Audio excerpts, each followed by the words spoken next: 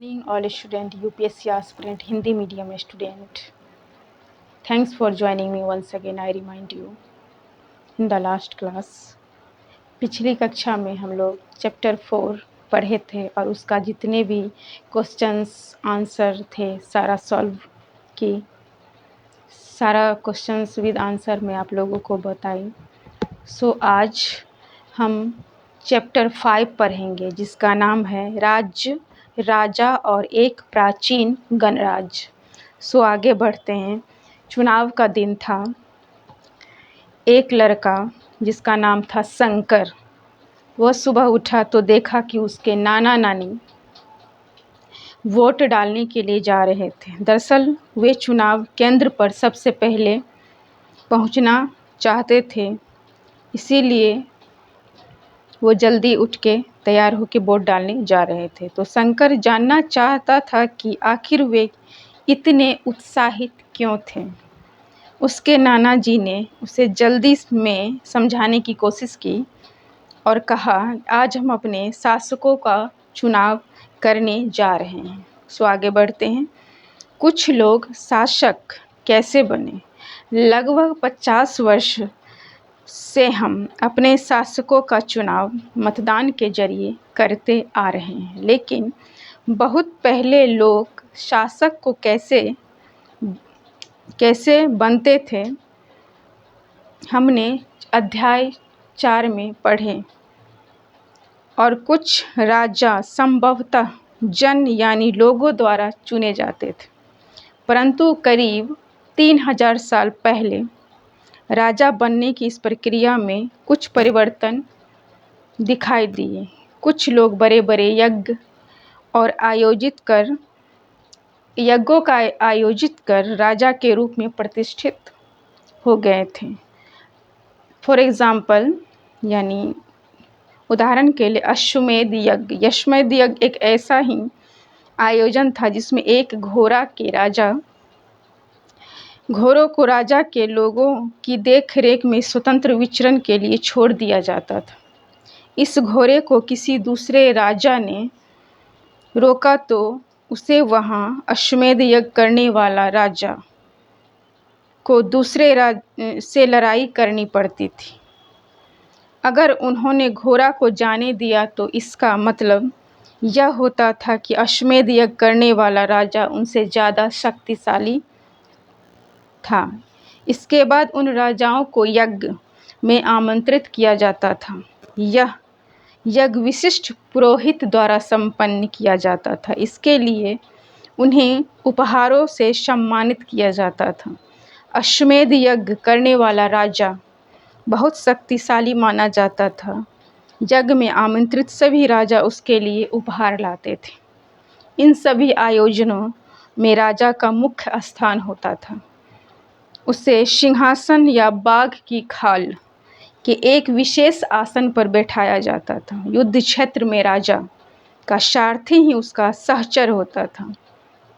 यज्ञ के अवसर पर वह राजा की विजयों तथा अन्य गुणों का गान करता था। राजा के सगे संबंधी, खासकर उसकी रानियों तथा पुत्रों को भी कई छोटे छोटे अनुष्ठान करने होते थे।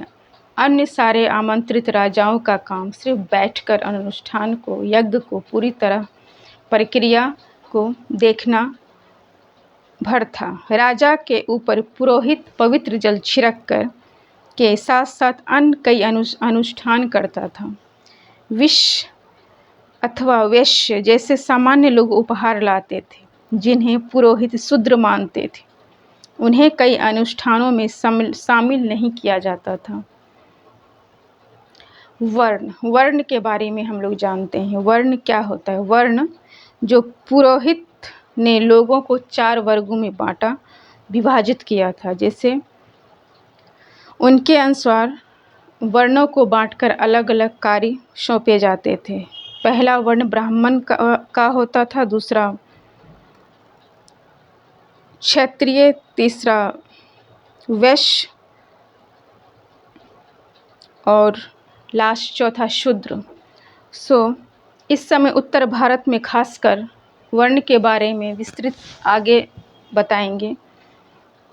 उससे पहले मैं आप लोगों को बताना चाहूँगी कि उत्तर भारत में खासकर गंगा यमुना क्षेत्र में कई ग्रंथ रचे गए। ऋग्वेद के बाद रचे होने के कारण ये उत्तर वैदिक ग्रंथ का कहा जाने लगा। इसके अंतर्गत सामवेद, यजुर्वेद, अथर्ववेद तथा अन्य ग्रंथ शामिल हैं। पुरोहित द्वारा रचित इन ग्रंथों में विभिन्न प्रकार के अनुष्ठान और उनके संपादन की विधियां बताई गई हैं।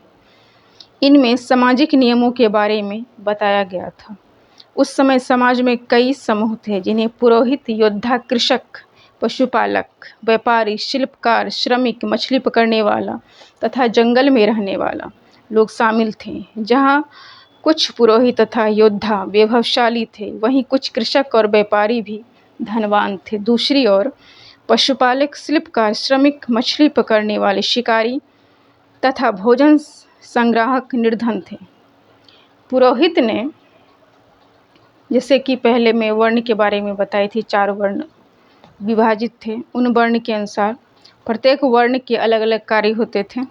पहला वर्ण ब्राह्मण का था, जो काम वेद का अध्ययन, अध्यापन और यज्ञ करना था, जिनके लिए उन्हें उपहार मिलता था। दूसरा स्थान शासकों का था, जिन्हें क्षत्रिय कहा जाता था। उनका काम युद्ध करना और लोगों की रक्षा करना होता था। तीसरा स्थान परविश्य या वैश्य थे। इनमें कृषक, पशुपालक और व्यापारी आते थे। क्षत्र और वैश्य दोनों को ही यज्ञ करने का अधिकार प्राप्त था। वर्णों में अंतिम स्थान शूद्रों का था। इनका काम अन्य 3 वर्णों की सेवा करना होता था। इन्हें कोई अनुष्ठान करने का अधिकार नहीं था। प्रायः औरतों को भी शूद्रों के समान माना गया। महिलाओं तथा शूद्रों को वेदों के अध्ययन का अधिकार नहीं था।